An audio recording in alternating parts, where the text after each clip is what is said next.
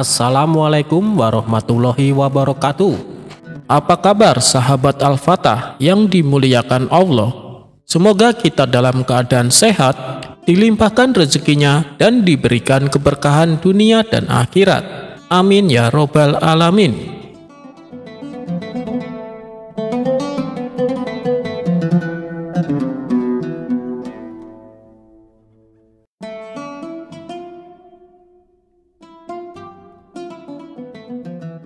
Abu Nawas terlalu sering mengerjai banyak orang. Bahkan baginda raja sendiri tak luput dari keusilan Abu Nawas. Berulang kali sang raja ingin membalaskan dendam, namun selalu gagal. Yang ada malah sang raja sendiri yang kena batunya. Namun sepandai-pandainya tupai melompat, pasti akan jatuh juga. Itulah perumpamaan yang pas disematkan kepada Abu Nawas.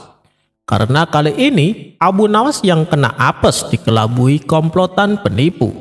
Akibatnya Abu Nawas kena semprot kemarahan istrinya. Ibarat sudah jatuh malah tertimpa tangga. Kejadian ini berawal ketika Abu Nawas disuruh oleh sang istri untuk menjual keledainya. Berangkatlah Abu Nawas menuju ke pasar.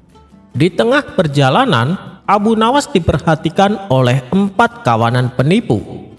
Mereka tidak tahu kalau orang tua yang membawa keledai adalah Abu Nawas. Begitu juga dengan Abu Nawas, tidak mengenal mereka sebagai komplotan penipu. Mereka lalu menyusun siasat untuk menipu Abu Nawas. Datanglah penipu pertama menghampiri Abu Nawas dengan mengaku sebagai juragan kambing. "Apakah Tuan hendak menjual kambingnya?" tanya penipu pertama. "Iya, tapi ini bukan kambing," balas Abu Nawas. "Loh, kalau bukan kambing, lalu itu hewan apa?" tanya penipu pertama dengan heran. "Ini adalah hewan keledai," tegas Abu Nawas. "Kalau kau anggap itu adalah keledai, silahkan jual aja sendiri ke pasar dan tanya harganya," ujar si penipu sambil tertawa dan berlalu meninggalkan Abu Nawas. Abu Nawas nampaknya belum terpengaruh dengan ucapan penipu pertama. Untuk meyakinkan bahwa hewan yang dibawanya adalah keledai, Abu Nawas menaikinya dan melanjutkan perjalanan menuju pasar. Belum sampai ke pasar, Abu Nawas kemudian dihampiri penipu kedua. "Dasar orang tua stres, hewan kambing kok ditunggangi," ucap penipu kedua. Abu Nawas kaget mendengarnya. Ia pun membalas omongan penipu kedua. "Apakah Tuan buta? Ini kan keledai," gerutu Abu Nawas. "Kalau ini kambing, mana mungkin aku menungganginya," balas Abu Nawas melanjutkan. Penipu kedua pura-pura tertawa mendengar jawaban Abu Nawas. Orang stres kalau diberitahu bukannya terima kasih tapi malah nyolot, ucap penipu kedua sambil berlalu meninggalkan Abu Nawas. Abu Nawas masih belum terpengaruh dengan upaya penipu kedua. Ia tetap melanjutkan perjalanannya menuju ke pasar. Kemudian datanglah penipu ketiga menghampiri Abu Nawas. "Baru kali ini lihat ada kambing yang begitu kuat," ucap penipu ketiga kepada Abu Nawas. "Apa maksudmu?" tanya Abu Nawas heran. "Kambing Anda ini bisa kuat berjalan, padahal engkau menaikinya," jawab penipu ketiga dan berlalu meninggalkan Abu Nawas. Pikiran Abu Nawas mulai goyah. "Ini kambing atau keledai?" tanya Abu Nawas dalam hati. Karena sudah 3 orang yang ia jumpai, mereka semua mengatakan bahwa hewan yang dibawanya adalah kambing. Abu Nawas pun mulai timbul keraguan. Apakah ini kambing atau keledai? Kesempatan ini langsung dimanfaatkan oleh penipu keempat. Ia segera menghampiri Abu Nawas. "Apakah kamu hendak menjual kambingnya? Kalau boleh, saya beli dengan harga 5 dirham untuk keperluan hajatan. Saya sudah keliling pasar hewan, tapi tak menemukan kambing yang cocok. Begitu melihat kambing Anda, saya merasa tertarik, karena terlihat bersih dan agak gemukan," kata si penipu keempat kepada Abu Nawas. Dengan nada ragu Abu Nawas bertanya, Apakah Anda yakin ini adalah kambing? Bukankah ini keledai? Si penipu keempat menjawab, ya iyalah, itu hewan kambing. Masa saya mau menyembelih keledai untuk hajatan? Akhirnya dengan berat hati, Abu Nawas menjual keledainya kepada penipu keempat dengan harga 5 dirham. Setelah sampai di rumah, Abu Nawas lalu menjadi bulan-bulanan istrinya. Ia diomeli habis-habisan karena bisa-bisanya dibodohi dan ditipu. Sang istri marah karena harga keledai yang seharusnya laku 50 dirham hanya dijual 5 dirham. Itu sama saja seperti harga kambing. Karena tak tahan dengan omelan istrinya, Abu Nawas lalu pergi keluar rumah. Ia pergi ke hutan untuk menyendiri. Dalam kesendiriannya, Abu Nawas tak habis pikir, kenapa ia bisa dikelabui oleh 4 kawanan penipu yang tak dikenalnya.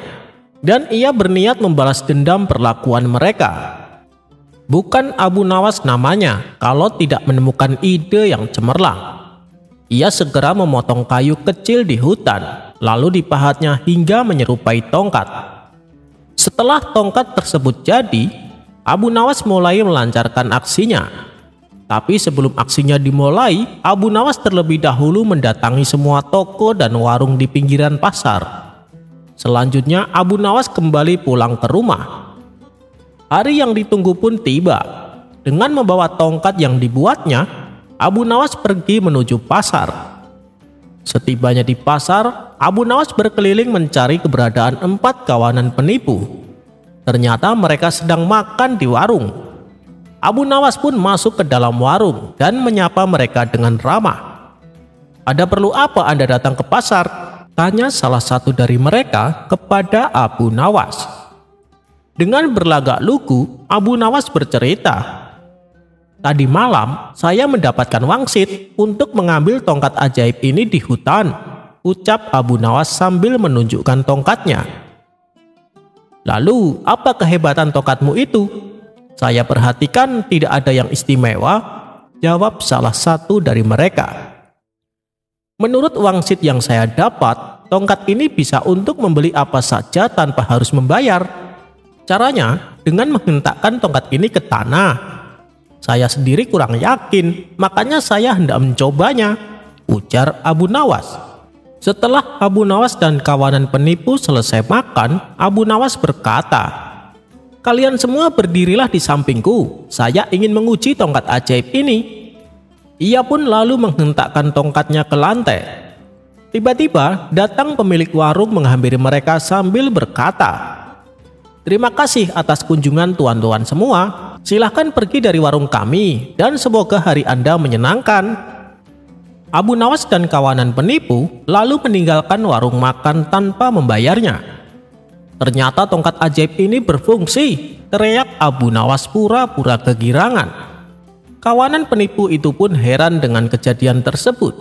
Namun salah satu dari mereka masih ragu. "Aku masih tak yakin dengan kehebatan tongkat itu. Bagaimana kalau kita coba untuk masuk ke toko pakaian?" ucapnya. "Ide yang bagus, ayo kita masuk ke toko pakaian," balas Abu Nawas. Di dalam toko pakaian masing-masing dari mereka sibuk memilih baju yang bagus dan juga sepatu. "Apakah kalian sudah memilih baju yang kalian sukai?" tanya Abu Nawas. "Sudah," jawab mereka serempak. "Baiklah, kalian berdirilah di sampingku." Kemudian Abu Nawas kembali menghentakkan tongkatnya ke lantai. Lalu datanglah pemilik toko dan berkata, "Terima kasih atas kunjungan tuan-tuan semua. Silahkan pergi dari toko kami dan semoga hari Anda menyenangkan." Mereka pun pergi meninggalkan toko pakaian tersebut tanpa harus membayar. Di perjalanan Abu Nawas tak henti-hentinya memuji tongkat ajaibnya. Hal ini mengundang rasa penasaran kawanan penipu dan keinginan untuk memiliki tongkat tersebut. "Tuan, bagaimana kalau tongkatnya kami beli?" kata salah satu dari mereka. "Waduh, saya tidak mungkin menjual tongkat ini. Karena dengan tongkat ini, saya bisa mendapatkan apa saja tanpa harus membayar," jawab Abu Nawas. "Bagaimana kalau kami beli dengan harga 100 dirham?" rayu mereka. "Sekali lagi, maaf, saya tidak ada niatan untuk menjual tongkat ini," pancing Abu Nawas. "Kalau begitu, kami beli dengan harga 500 dirham. Apakah Tuan setuju?" desak mereka. "Gimana ya, sebenarnya saya keberatan menjual tongkat ajaib ini. Tapi karena kalian sangat menginginkannya, baiklah, saya terima," balas Abu Nawas dengan berpura-pura kecewa. Setelah transaksi selesai, Abu Nawas pulang ke rumah dengan membawa uang 500 dirham. Sedangkan kawanan penipu kembali ke warung makan untuk merayakan tongkat ajaibnya. Ketika mereka selesai makan, salah satu dari mereka menghentakkan tongkatnya ke lantai. Si pemilik warung datang menghampiri mereka dan meminta bayaran atas hidangan yang mereka makan. Kawanan penipu itu pun terkejut. "Kenapa kamu meminta bayaran? Bukankah tadi waktu kami makan bersama orang yang membawa tongkat ini, kamu tidak meminta bayaran sama sekali?" kata mereka. Si pemilik warung menjawab, "Iya, benar, karena orang yang bersama kalian sebelumnya sudah datang ke warung ini dan memberikan uang untuk 5 porsi makanan."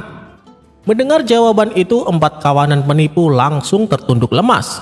Mereka akhirnya mendapatkan balasan dari Abu Nawas atas perbuatannya.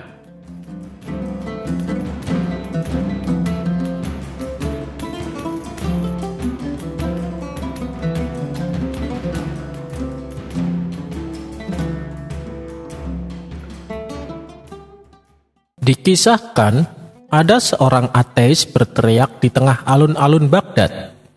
Ia berkata bahwa dirinya tidak mempercayai adanya Tuhan. "Kalau Tuhan memang ada, Dia pasti akan menolongku agar tidak mati tenggelam," teriaknya di hadapan orang-orang.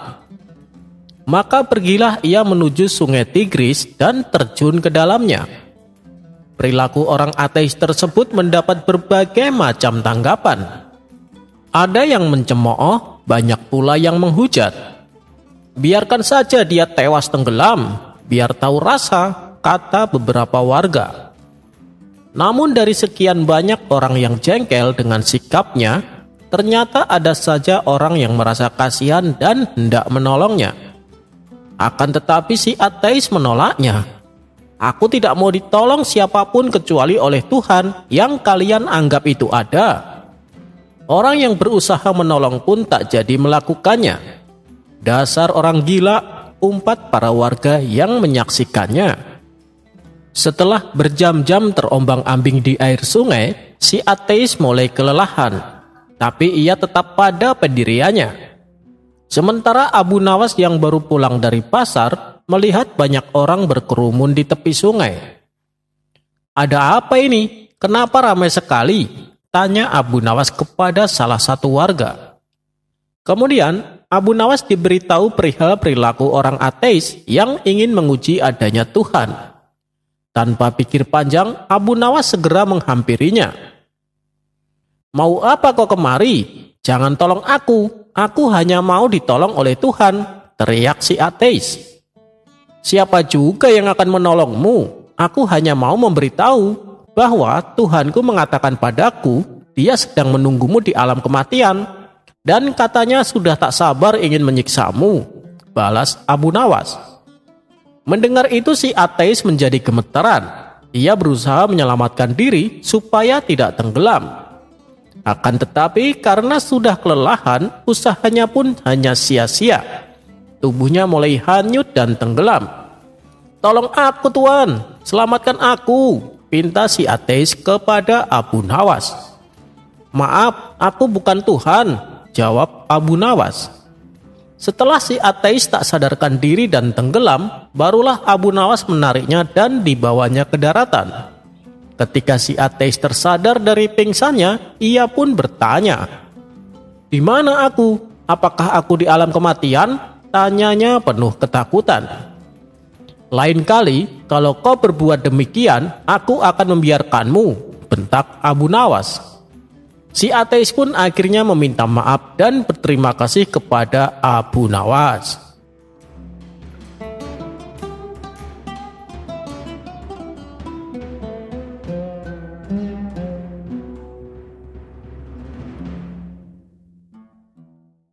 Abu Nawas menjual onta kesayangannya. Pada suatu hari, Abu Nawas hendak menjual seekor unta miliknya yang ajaib. Karena membutuhkan uang, pergilah Abu Nawas ke negeri seberang dengan harapan dapat meraih untung yang lebih banyak. Namun, belum sampai ke negeri seberang, Abu Nawas bertemu dengan saudagar kaya yang rumahnya berada di daerah pegunungan yang berdekatan dengan jurang. Kebetulan saudagar itu melihatnya membawa unta, dan seketika saudagar itu bingung dan bertanya kepada Abu Nawas, "Hei Abu Nawas, hendak kemana engkau bersama unta jelek itu?" ujarnya sambil tertawa. Dengan tenang Abu Nawas menjawab, "Wahai saudagar kaya, aku hendak menjual unta ini karena aku membutuhkan uang." Saudagar kaya berkata lagi, "Telah jatuh miskinkah engkau Abu Nawas? Mana ada orang yang mau membeli unta jelek itu?" ujarnya sambil tertawa. Mendengar jawaban Abu Nawas, saudagar kaya itu kaget, tertawanya terhenti dan marah kepada Abu Nawas. "Kamu hendak membandingkan aku dengan unta jelek ini?" kata saudagar kaya sambil melotot. "Ya, jika kau ingin bukti bahwa dia lebih pintar darimu, maka belilah unta ini," jawab Abu Nawas mulai memutar otaknya agar si saudagar ini mau membeli. "Baiklah, aku akan beli unta jelek ini dan kita lihat siapa yang lebih pintar. Berapa hendak engkau menjualnya?" jawab saudagar dengan sombong. "Akan kujual unta ini dengan harga 400 dirham dan dengan syarat tertentu. Apakah engkau sanggup?" tanya Abu Nawas. "Aku beli unta ini 800 dirham, apa engkau setuju? Sebutkan syaratnya, aku tidak mau berlama-lama denganmu," jawab saudagar dengan senyum sinis. "Alhamdulillah, dengan senang hati akan aku terima uang tersebut. Namun engkau harus ikhlas juga. Adapun syaratnya adalah unta ini akan berjalan saat engkau berucap Alhamdulillah. Dan saat engkau berucap Astagfirullah, maka dia akan berhenti. Apa engkau memahaminya?" tanya Abu Nawas. "Kalau hanya itu sih gampang saja. Ternyata unta jelek ini pintar juga." "Baiklah, biar aku coba," jawab saudagar kaya itu. Kemudian saudagar ini menyerahkan uang kepada Abu Nawas, dan selanjutnya dia menaiki unta ini dan berkata, "Hei Abu Nawas, lihat, akan kutunggangi unta ini." Sambil menaiki unta itu, saudagar pun berkata, "Alhamdulillah," dan unta pun berjalan. Tak lama kemudian dia berucap Astagfirullah dan unta pun berhenti. Kaget karena apa yang diucapkan Abu Nawas terbukti benar, akhirnya dia pun kesenangan dan mengucapkan Alhamdulillah lagi. Tanpa sadar unta ini berjalan kencang. Rupanya saudagar tidak mengetahui bahwa dia akan masuk ke jurang. Karena panik untanya tidak berhenti, akhirnya dia pun teringat kata-kata Abu Nawas, lalu berkata Astagfirullah. Maka berhentilah unta itu tepat di pinggir jurang. Namun karena kebodohannya dan merasa selamat karena unta itu sudah berhenti, saudagar ini refleks dan spontan berucap Alhamdulillah. Mendengar itu, unta itu berjalan lagi masuk ke jurang di depannya. Saudagar kaya dan untanya nyungsep di jurang itu. Untungnya jurang itu hanya sedalam 1,5 meter. Dari kejauhan Abu Nawas tertawa terbahak-bahak melihat saudagar yang sombong itu jatuh karena lupa akan syaratnya.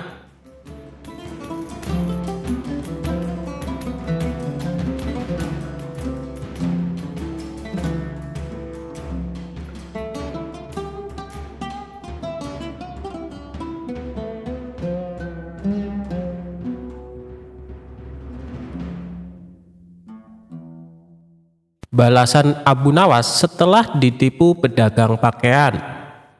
Suatu ketika Abu Nawas asik berjalan-jalan di pasar.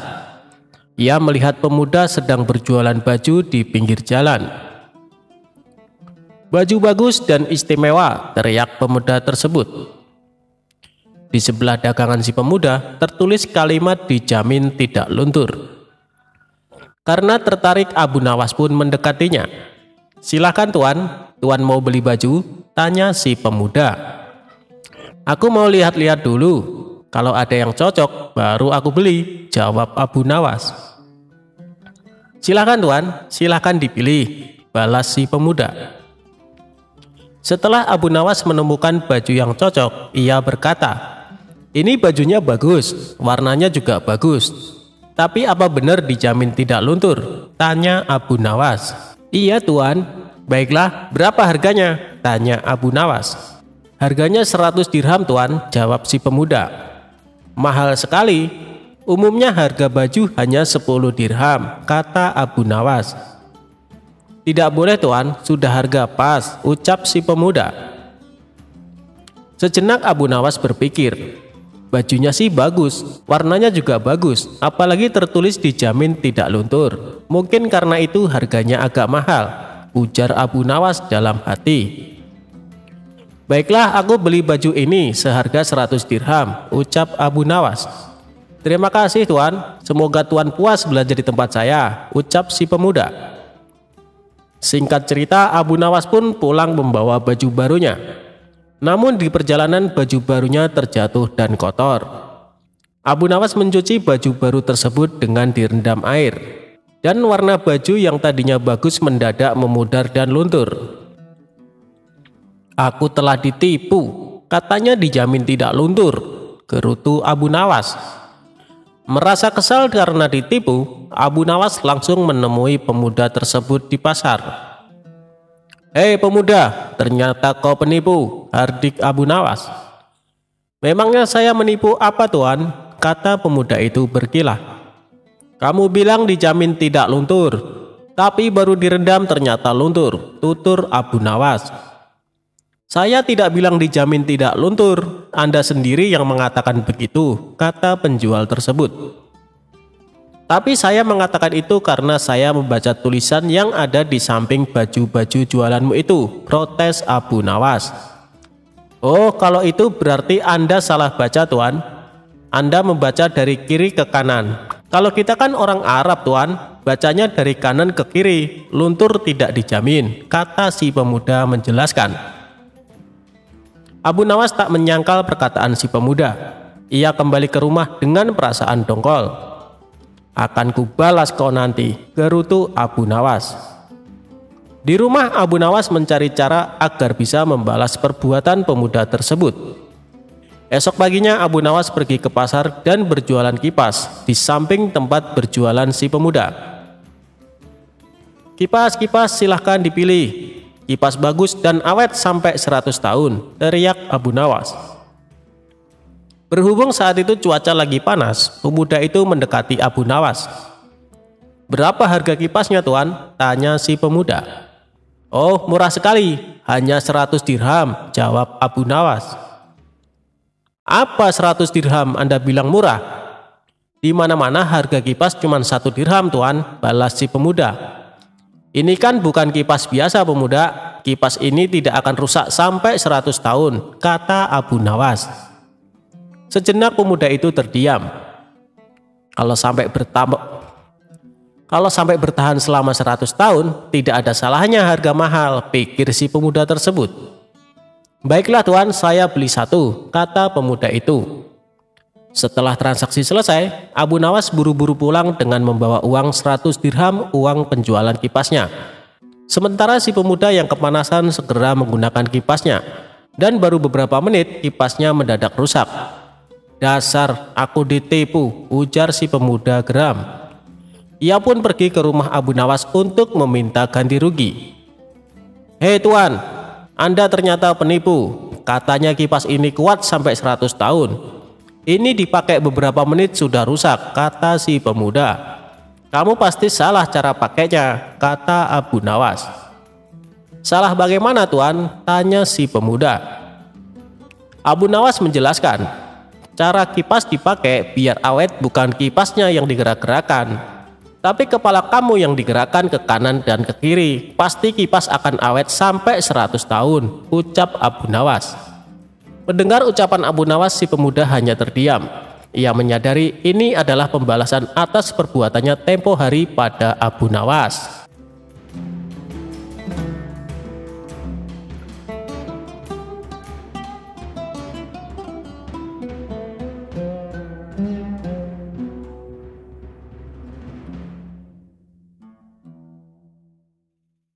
Alkisah pada suatu hari, Abu Nawas yang cerdik sedang menghabiskan waktunya dengan berjalan-jalan di kota Baghdad.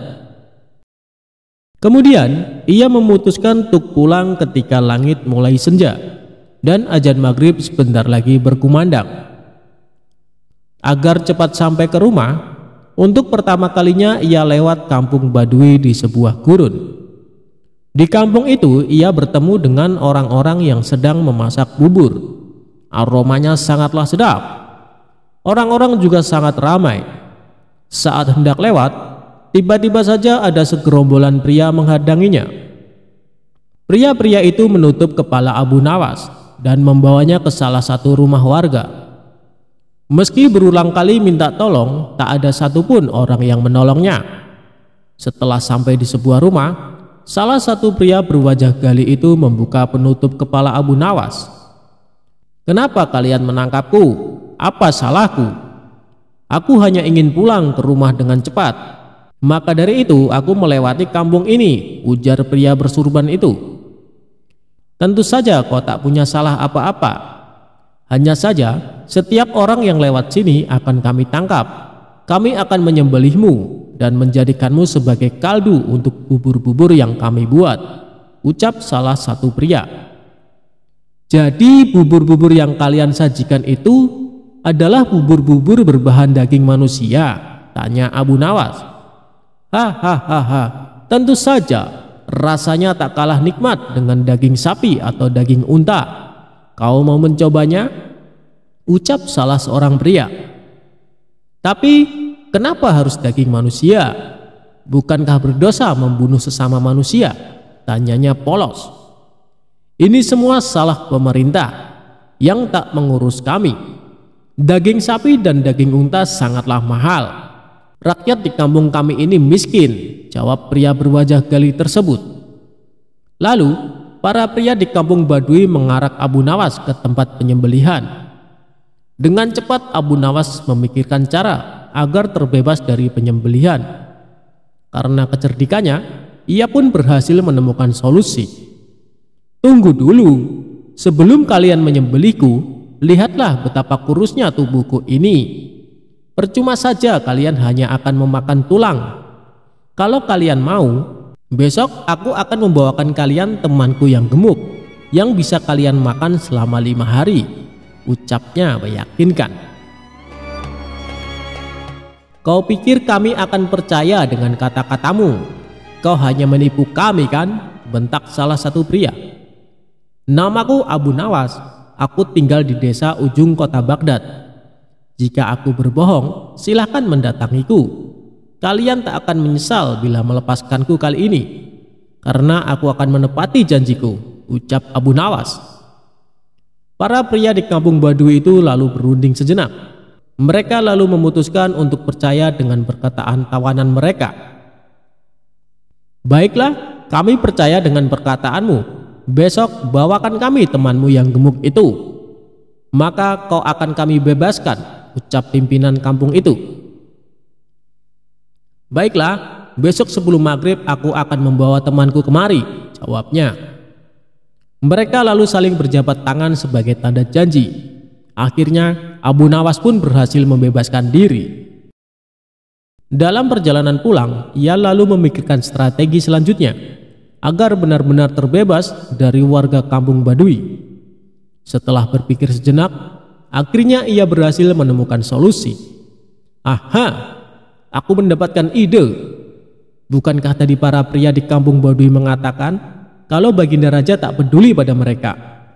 Mending aku bawa Baginda saja ke sini. Ditambah lagi Baginda Raja sangat gemuk karena ia jarang bergerak," ujarnya dalam hati. Lagian hal yang aneh bila Baginda tidak mengetahui bila ada orang yang berbuat keji dan tega membunuh, serta mengonsumsi sesama manusia karena alasan ekonomi. Baginda harus tahu fakta mencengangkan ini, imbuhnya.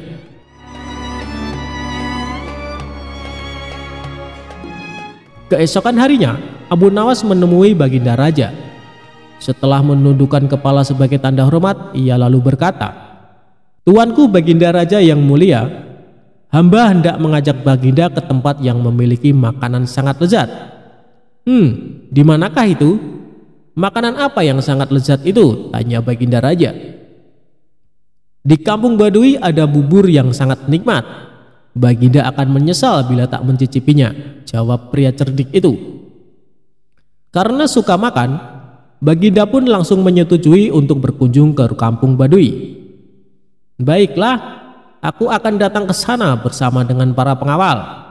Awas saja jika ternyata makanan tak enak," ucap Baginda. Tapi hamba sarankan Baginda tak mengajak para pengawal, sebab para rakyat di kampung tersebut tak suka keramaian, bujuk pria bersorban itu. "Sebagai gantinya, hamba akan menemani dan melindungi Baginda ke sana," imbuhnya. "Baiklah kalau begitu, ayo kita segera ke sana," ucap Baginda Raja. Mereka pun berjalan ke kampung Baduy. Sesampainya di sana, Abu Nawas mengajak Baginda Raja ke rumah warga yang kemarin hendak memenggalnya. "Baginda, tunggulah di sini sejenak. Hamba akan menemui penjual bubur itu," ucapnya. Kemudian Abu Nawas ke rumah itu dan menemui para pria yang ternyata sudah menunggunya. "Lihatlah, aku menepati janjiku. Kubawakan kalian orang yang gemuk sesuai janjiku kemarin," ujarnya. Para pria di kampung itu tidak tahu bila pria yang mereka hadapi adalah Baginda Raja. Dengan cepat, mereka lalu menyekap Baginda Raja.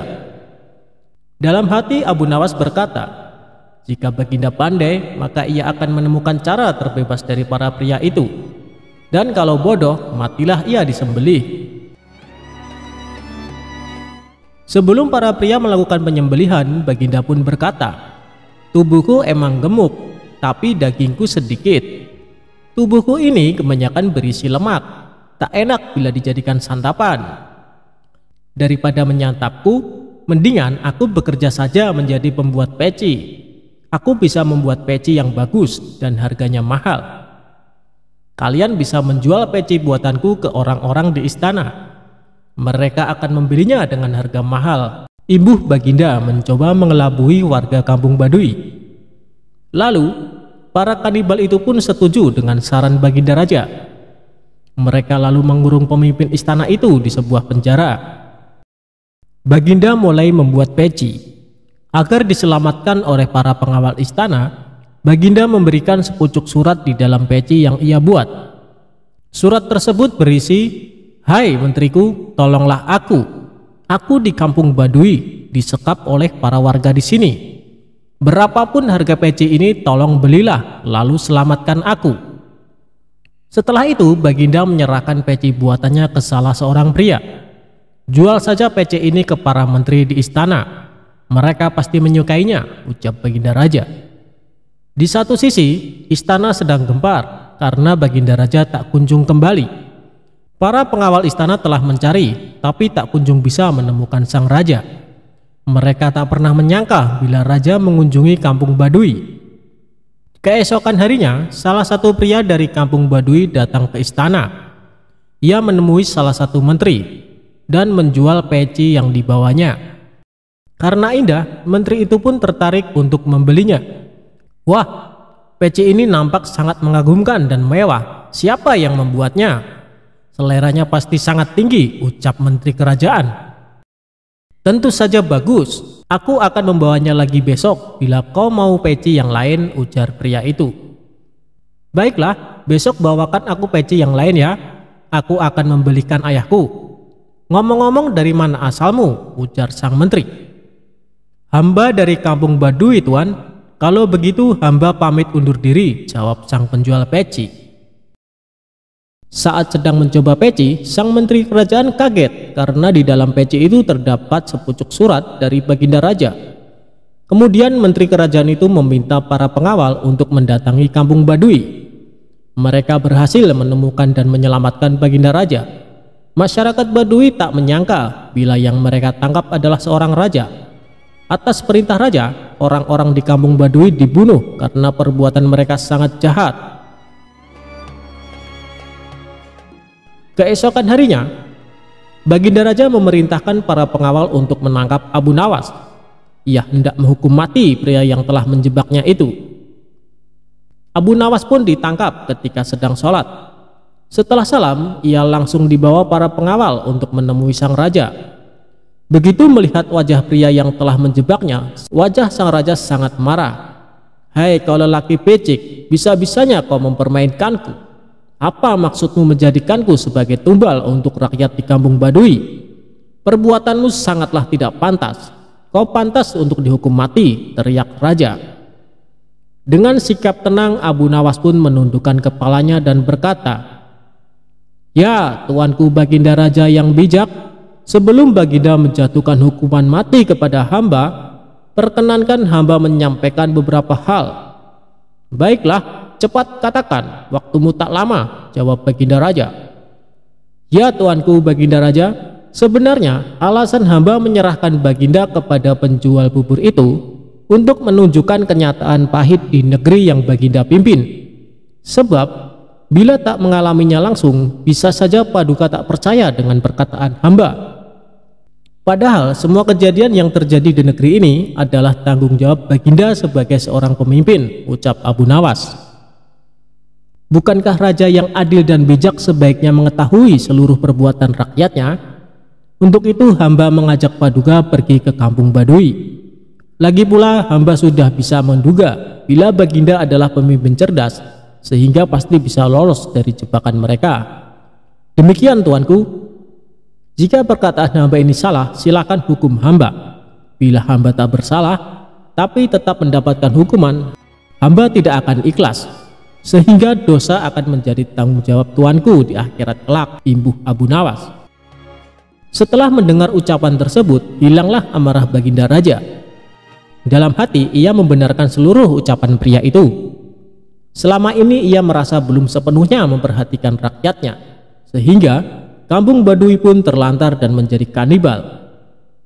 "Baiklah, akan kuampuni segala perbuatanmu, tapi berjanjilah kau tak mengulangi lagi perbuatanmu," perintah Baginda Raja.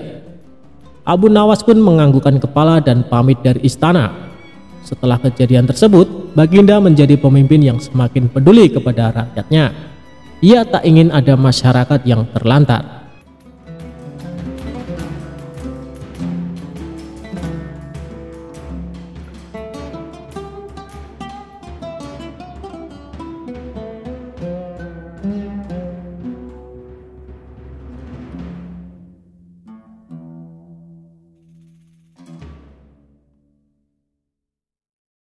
Abu Nawas terkenal dengan sosok yang jenaka, sehingga tak jarang masyarakat terhibur dengan tingkah lakunya. Abu Nawas merupakan tokoh sufi juga penyair kenamaan yang cerdik dan cerdas.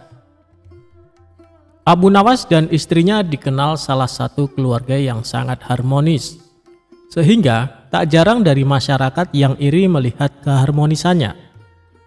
Istri Abu Nawas juga dikenal warga sebagai wanita solehah. Hingga pada akhir hayatnya, banyak masyarakat pun merasa sedih ditinggalkannya.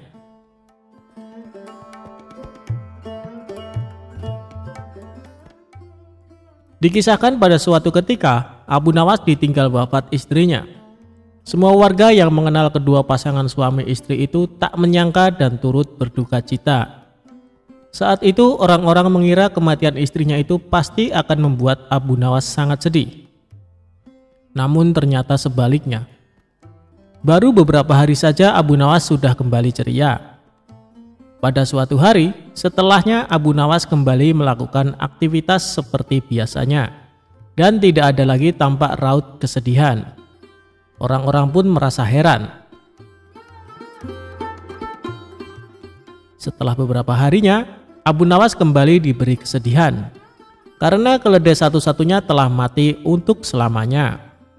Kematian keledainya itu rupanya membuat Abu Nawas sangat terpukul. Hampir 1 bulan lamanya, Abu Nawas terlihat sangat bersedih. Orang-orang pun kembali dibuat heran dengan sikap Abu Nawas yang aneh itu. Mereka beranggapan Abu Nawas telah keliru. Salah satu tetangganya lalu mendatangi Abu Nawas. "Saya tahu kamu telah kehilangan keledaimu, tapi tidak perlu bersedih seperti itu Abu Nawas, apalagi sampai berlarut-larut. Tapi yang membuatku heran, ketika kamu kehilangan istrimu, kamu dengan cepat kembali ceria. Kesedihanmu saat itu hanya beberapa hari saja, kata si tetangga kepada Abu Nawas. Abu Nawas tidak setuju dengan anggapan tetangganya itu.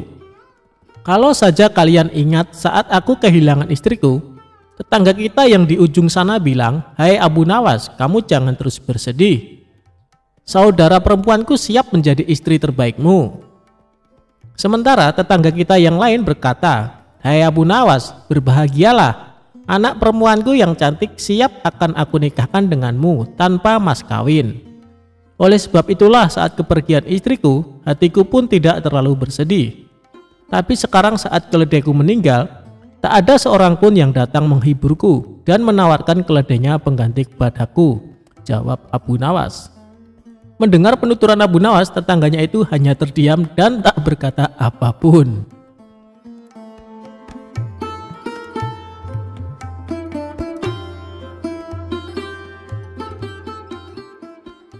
Dengan sebatang tongkat, Abu Nawas kerjai peramal palsu sampai minta ampun.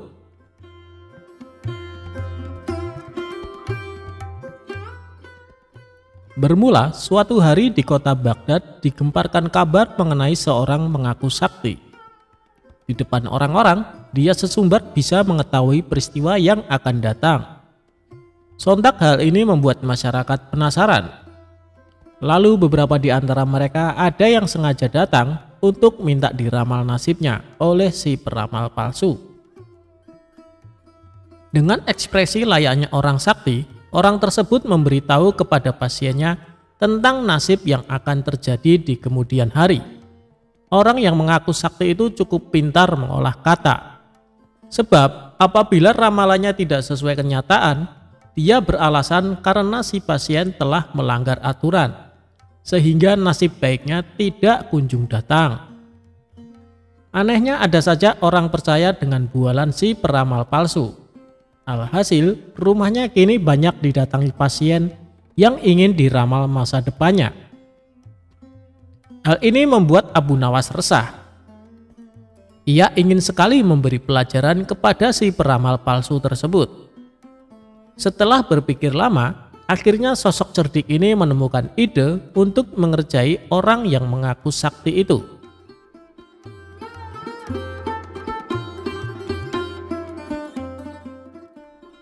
Esok harinya, Abu Nawas mendatangi rumah si peramal palsu dengan membawa tongkat di tangannya. "Ada apa, wahai anakku? Apa yang kau keluhkan?" tanya si peramal palsu dengan nada sok berwibawa. "Aku cuma mau tanya, apa benar Anda bisa meramal masa depan?" tanya Abu Nawas. "Tepat sekali, kau datang ke tempat yang benar," jawab orang tersebut. "Oh, begitu. Selain meramal masa depan orang, apakah Anda juga bisa meramal nasib Anda sendiri di masa mendatang?" tanya Abu Nawas. "Tentu saja bisa, wahai anakku. Aku bisa tahu apa yang akan terjadi pada diriku sendiri," jawab si peramal palsu. Setelah mendengar pengakuan orang tersebut, tiba-tiba Abu Nawas memukulkan tongkatnya tepat mengenai kepala si peramal. "Aduh, kenapa kau memukulku?" tanya si peramal palsu kesakitan. "Tadi katanya Anda bisa tahu apa yang akan terjadi pada diri Anda sendiri. Seharusnya sebelum aku memukul Anda sudah menghindar. Berarti Anda pembohong," ujar Abu Nawas. "Tidak, wahai anakku, sebenarnya aku sudah tahu bahkan sebelum kau datang ke sini," kata si peramal berpura-pura. "Tapi kenapa Anda tidak mengelak sewaktu aku pukul?" tanya Abu Nawas. "Itu aku sengaja membiarkannya," jawab peramal palsu tersebut. "Baiklah, sekarang coba tebak apa yang akan menimpamu lagi," tanya Abu Nawas sambil mengangkat tongkatnya. Si peramal buru-buru menjauh dari Abu Nawas. "Kau pasti akan memukulku lagi," jawab si peramal palsu. "Anda salah," balas Abu Nawas. Bersamaan dengan itu, Abu Nawas menghancurkan barang-barang yang digunakan sebagai sarana perdukunan di ruangan tersebut. Seketika di sana berantakan, banyak barang pecah akibat pukulan tongkat Abu Nawas. Tidak terima dengan perilaku Abu Nawas, peramal palsu itu lalu mengadukannya kepada Tuan Hakim. Singkat cerita, Abu Nawas dan si peramal palsu diundang ke pengadilan. Di depan Tuan Hakim, si peramal palsu menuntut Abu Nawas dihukum berat sebab telah memukul dirinya dan membuat onar di rumahnya. "Hei Abu Nawas, apa alasanmu sampai tega memukul dia dan kenapa kau menghancurkan barang-barangnya?" tanya Tuan Hakim. "Begini Tuan Hakim, awalnya hamba tanya ke dia apakah bisa tahu nasib yang akan terjadi pada dirinya sendiri. Dia kan ngakunya peramal dan bilang katanya tahu. Tapi saat hamba pukul pakai tongkat, dia tidak menghindar. Tuan Hakim pasti menghindarkan apabila tahu ada orang yang akan memukul. Jadi yang salah siapa? Dia yang pembohong atau hamba yang memukul?" cerita Abu Nawas. "Lalu saat hamba hancurkan barang-barangnya, ternyata dia juga tidak tahu Tuan Hakim.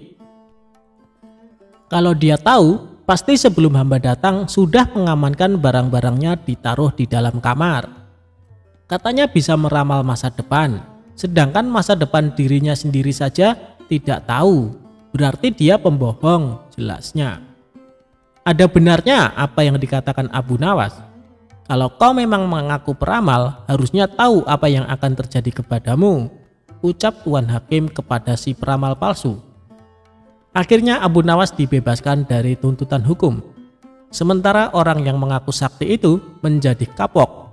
Dia tidak berani membuka praktek ramalannya lagi.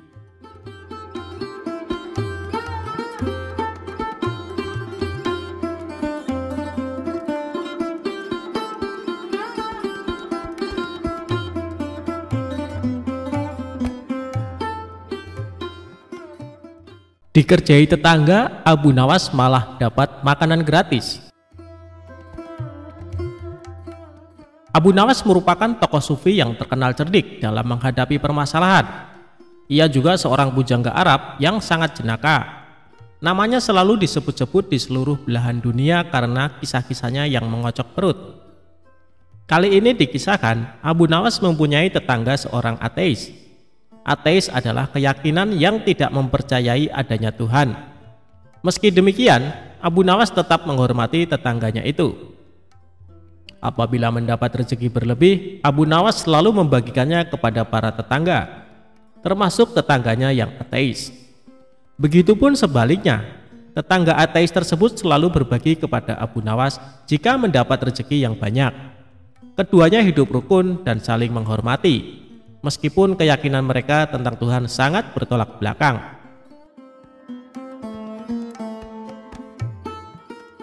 Namun ada satu hal yang membuat tetangga ateis ini kesal dengan perilaku Abu Nawas. Pasalnya, setiap orang ateis itu berangkat kerja, Abu Nawas selalu berkata Alhamdulillah ketika lewat depan rumahnya. Sebenarnya ucapan tersebut bukan untuk mengolok-olok tetangganya yang ateis itu. Hal ini karena Abu Nawas selalu mengatakan Alhamdulillah kepada siapa saja yang lewat di depan rumahnya, dan sudah menjadi kebiasaannya. Lama-kelamaan tetangga ateis ini merasa risih dan terganggu dengan ucapan tersebut. Suatu pagi saat hendak berangkat kerja, ia mendapati Abu Nawas sudah duduk di depan rumah. Saat dirinya melintas tepat di depan Abu Nawas, sambil tersenyum terdengar ucapan Alhamdulillah. Marahlah tetangga ateis itu. "Tidak ada Tuhan," teriaknya dengan mata melotot. Abu Nawas sontak terkejut melihat tetangganya tiba-tiba marah.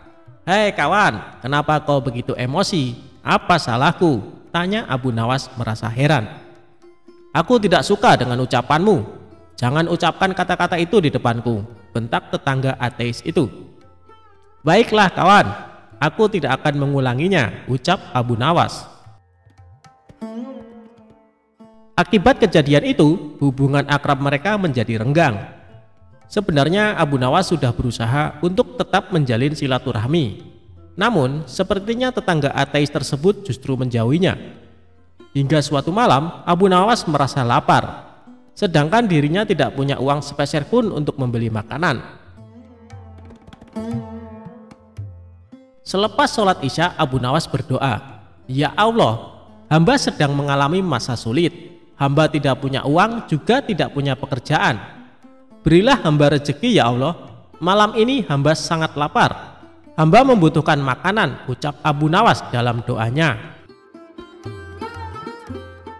Rupanya doa Abu Nawas ini didengar oleh tetangganya yang ateis, maka muncullah ide usil di benaknya. "Aku akan mengerjai Abu Nawas, sekaligus membuktikan bahwa Tuhannya tidak bisa memberi makanan," pikir tetangga ateis tersebut.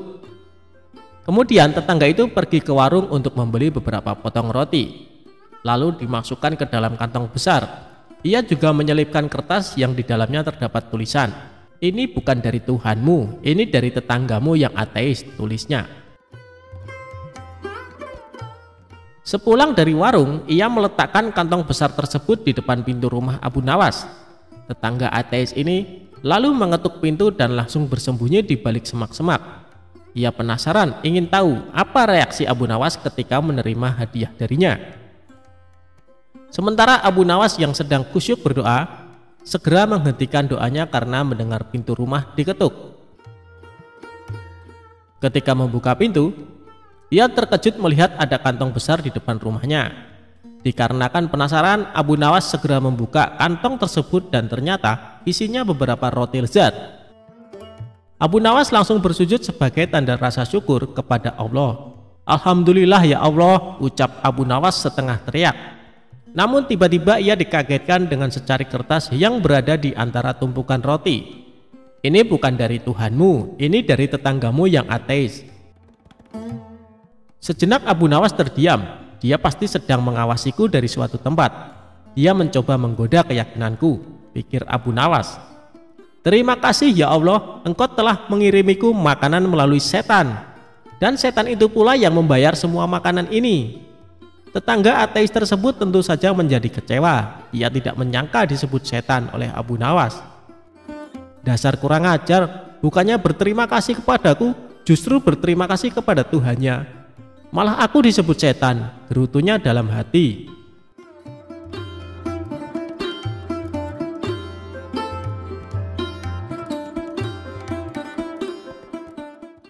Sewaktu-waktu kerajaan sedang dalam keadaan genting. Hakim yang dikenal adil baru saja meninggal. Sang raja telah mengajukan hakim pengganti, namun ternyata perilakunya sangat tidak adil. Abu Nawas sebagai pribadi yang kritis akhirnya langsung turun tangan menyelesaikan urusan negaranya itu. Abu Nawas tidak mau jika kerajaan yang menjadi tempat berdiskusi dengan baginda raja menjadi tempat kemaksiatan dan ketidakadilan. Abu Nawas yang mengetahui negaranya sedang diterpa darurat krisis akhirnya turut prihatin. Ia berinisiatif untuk menyadarkan para hakim itu dengan caranya sendiri. Hingga pada sewaktu-waktu Abu Nawas mendatangi seorang hakim untuk mengurus suatu perjanjian. Tetapi hakim di kota Abu Nawas selalu beralasan tidak punya waktu untuk menandatangani perjanjian tersebut. Kondisi ini terus berlangsung terus-menerus hingga Abu Nawas menarik kesimpulan bahwa sang hakim minta disuap. Namun Abu Nawas mengetahui bahwa suap menyuap merupakan sesuatu yang diharamkan oleh agama. Maka dari itu, Abu Nawas memutuskan untuk melemparkan keputusan kepada si hakim sendiri.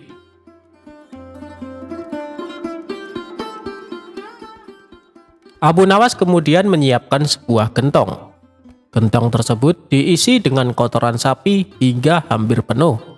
Kemudian di atas gentong tersebut diolesi mentega. Tak menunggu waktu lama, gentong itu segera dibawa ke hadapan sang hakim. Namun saat Abu Nawas menghampirinya, sesuatu yang aneh terjadi. Tiba-tiba saja kesibukan sang hakim langsung hilang dan memiliki waktu untuk menuliskan tanda tangannya pada surat perjanjian Abu Nawas. "Wahai Tuan Hakim, apakah boleh saya memberi gentong mentega itu sebagai ganti tanda tangan Tuan?" tanya Abu Nawas mengelabui. Sang hakim menjawab sambil mengamati gentong itu. "Ah, engkau jangan terlalu dalam memikirkannya," kata si hakim dengan sedikit tersenyum. Tak lama setelah itu, hakim tersebut lantas mencolek sedikit mentega dengan ujung jarinya lalu mencicipi.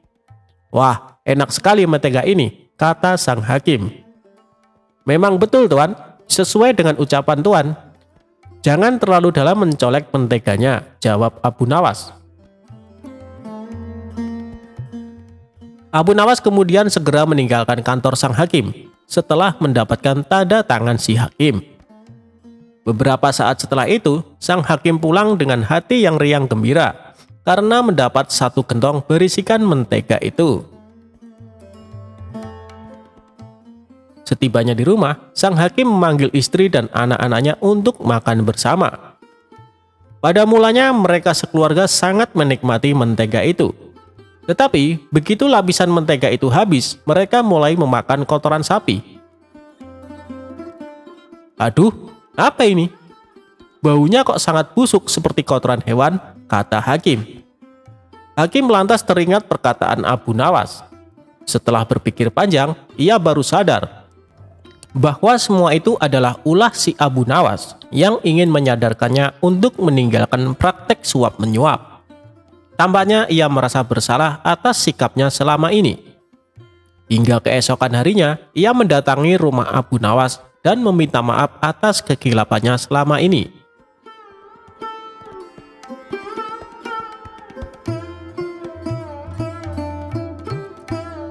Abu Nawas pergi ke bulan untuk penuhi perintah Baginda Raja. Ribuan bintang pun jadi saksinya.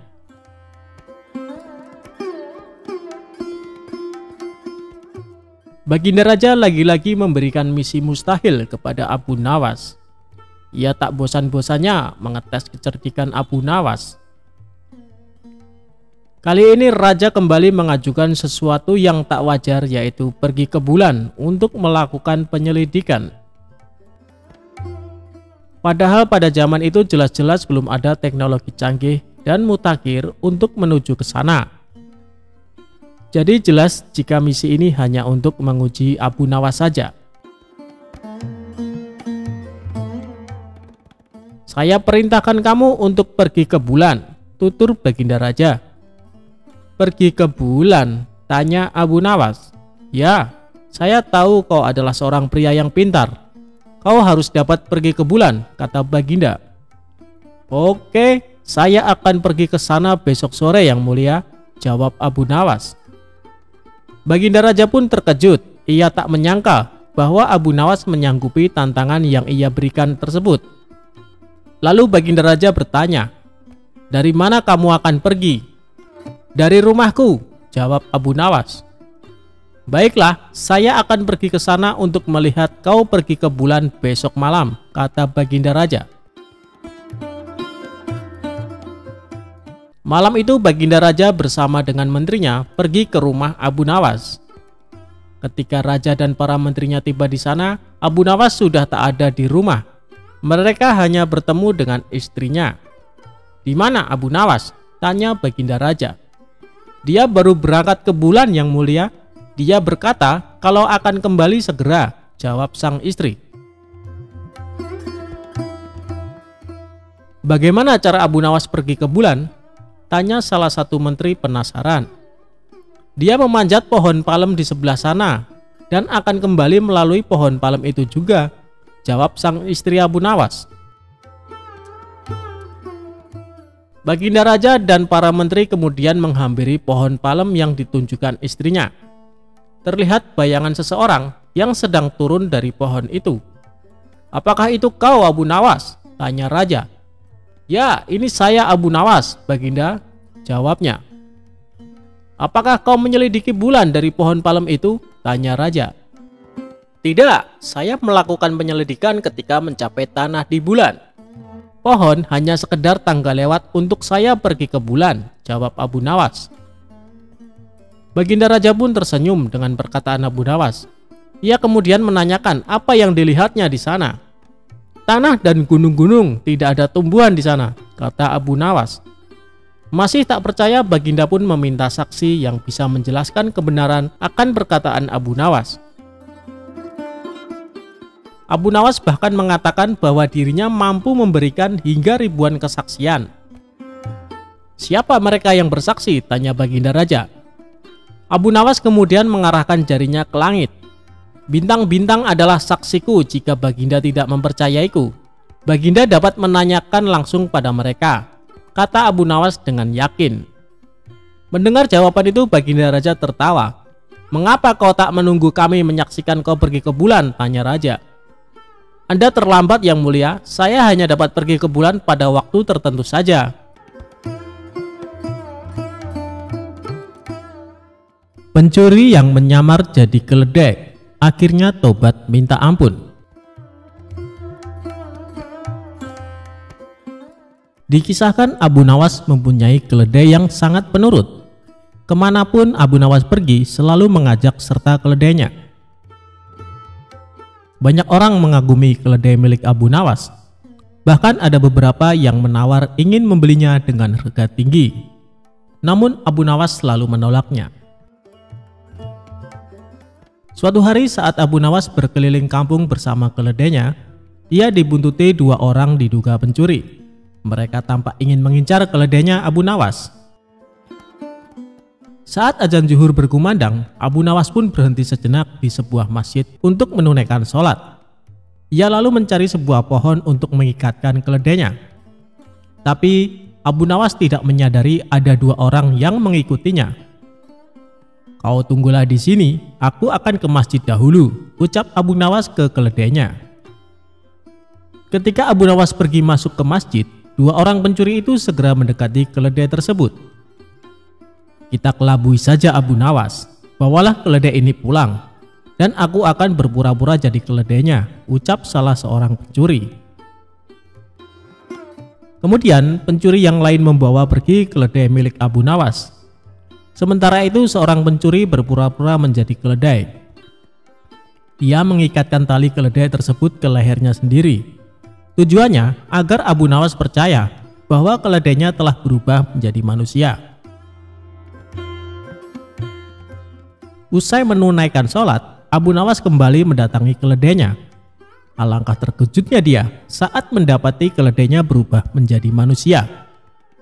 Apakah kau keledaiku? Tanya Abu Nawas merasa heran. Iya, aku adalah keledaimu. Selama ini aku dikutuk menjadi seekor keledai, tapi berkat kebaikanmu, aku kembali menjadi manusia, jawab si pencuri berpura-pura. Abu Nawas tidak mau percaya begitu saja, sebab dilihat banyak kejanggalan. Mana mungkin keledai bisa jadi manusia?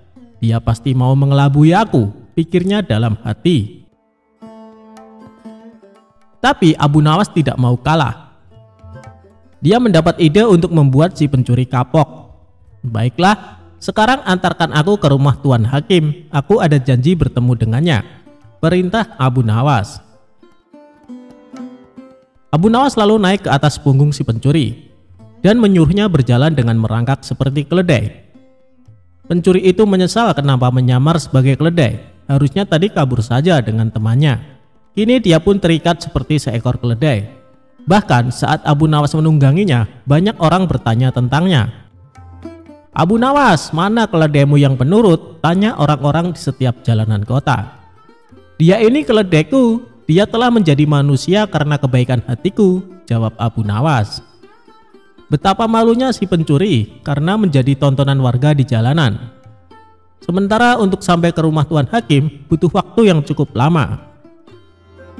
Hal itu membuat pencuri yang menyamar sebagai keledai jadi kelelahan. Bahkan kaki dan tangannya memerah seperti melepuh. Akhirnya sampailah Abu Nawas di rumah Tuan Hakim dengan menaiki punggung si pencuri. Melihat hal itu, Tuan Hakim terkejut bukan main, bahkan sampai memarahi Abu Nawas. Hei Abu Nawas, kau kejam sekali. Kau kesini menunggang manusia, ujar Tuan Hakim.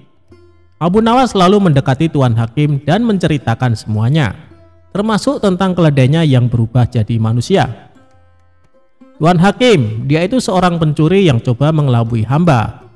Makanya hamba ingin memberi dia pelajaran, bisik Abu Nawas kepada Tuan Hakim. Oh, jadi begitu ceritanya. Sebaiknya kita ke dalam dulu Abu Nawas, ajak Tuan Hakim. Abu Nawas lalu mengikat si pencuri ke salah satu pohon layaknya seekor keledai. Sementara itu, teman si pencuri ternyata mengikuti Abu Nawas. Dia hendak menyelamatkan temannya yang berpura-pura menjadi keledai. Abu Nawas pun masuk ke rumah Tuan Hakim. Mereka berpura-pura diskusi, padahal sedang mengintai si pencuri yang terikat. Benar saja, tiba-tiba muncullah salah satu temannya untuk menolong. Dia berusaha menyelamatkan dengan melepaskan tali yang mengikat pada leher kawannya itu. Namun karena kaki temannya luka parah, dia kesulitan membawa temannya tersebut. Akhirnya Tuan Hakim dan Abu Nawas langsung memergoki mereka. "Siapa sebenarnya kalian?" tanya Tuan Hakim. "Maafkan kami Tuan Hakim, kami adalah pencuri. Niatnya kami ingin mengelabui Abu Nawas, tapi malah kami yang kena batunya," jawab kedua pencuri tersebut. "Kembalikan keledai Abu Nawas atau kalian akan aku masukkan ke penjara," ancam Tuan Hakim. "Baik Tuan Hakim," jawab mereka berdua. Kemudian salah seorang pencuri pulang ke rumah untuk mengambil keledai Abu Nawas dan mengembalikannya. Setelah keledai tersebut dikembalikan kepada Abu Nawas, Tuan Hakim memberi nasihat kepada dua pencuri itu. "Sebenarnya aku hendak menghukum kalian, tapi melihat luka yang dialami temanmu, aku tidak sampai hati. Aku mau mengampuni kesalahan kalian, tapi dengan syarat kalian tidak akan mengulangi perbuatan ini," tutur Tuan Hakim. Akhirnya Abu Nawas mendapatkan kembali keledainya. Tentunya keledai sungguhan, bukan keledai berkepala manusia. Sedangkan kedua pencuri itu menyadari kesalahannya dan berjanji tidak akan mencuri lagi.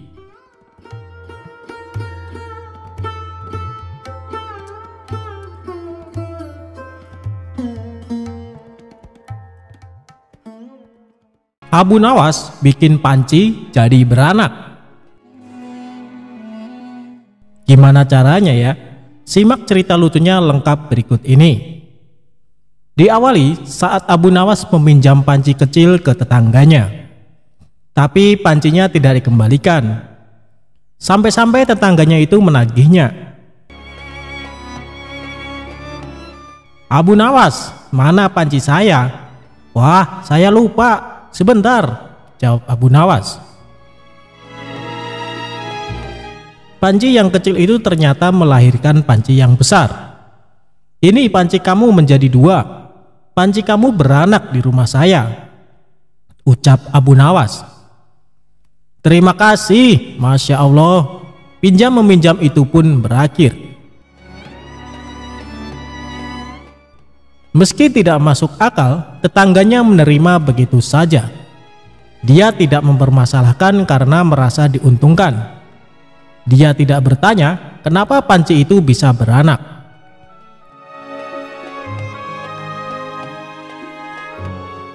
Selang beberapa waktu, Abu Nawas meminjam panci lagi ke tetangga yang sama.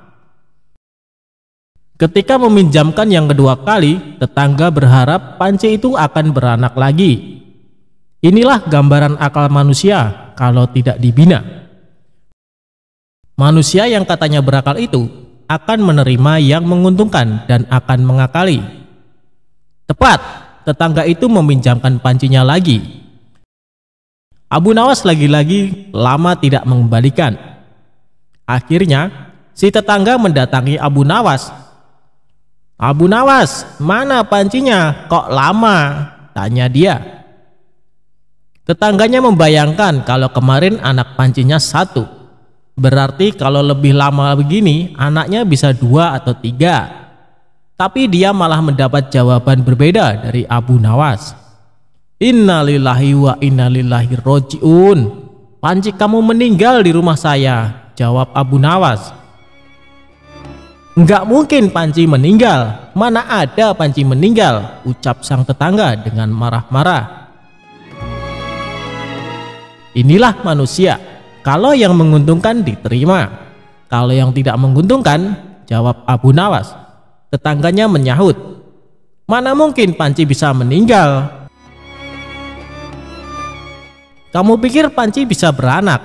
Kenapa waktu panci beranak kamu enggak berkomentar? Tapi ketika panci mati kamu berkomentar?" tanya balik Abu Nawas. Inilah manusia. Kalau menguntungkan pura-pura tidak bermasalah. Kalau merugikan, mulailah dia menggunakan akal, kesadaran, atau kewarasannya. Lanjutnya,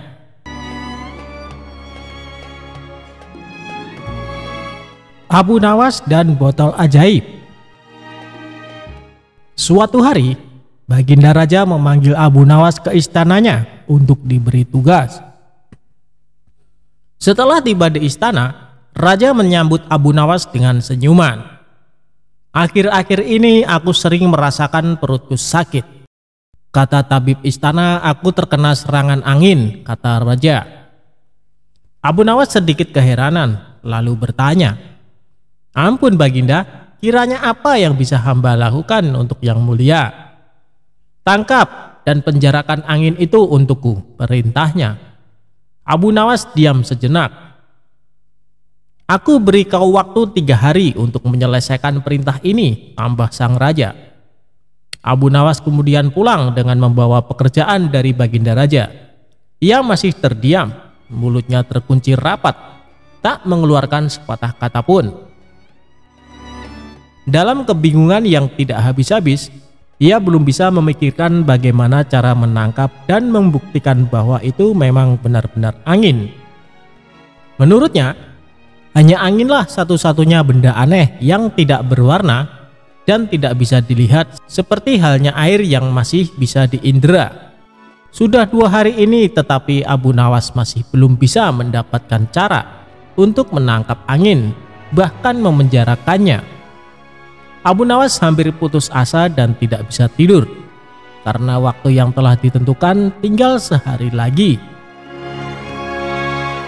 Ia mondar-mandir memikirkan cara.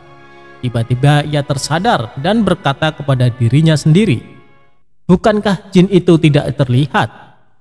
Ia berjingkrak dan menyiapkan alat-alat yang dibutuhkan dan berjalan menuju istana.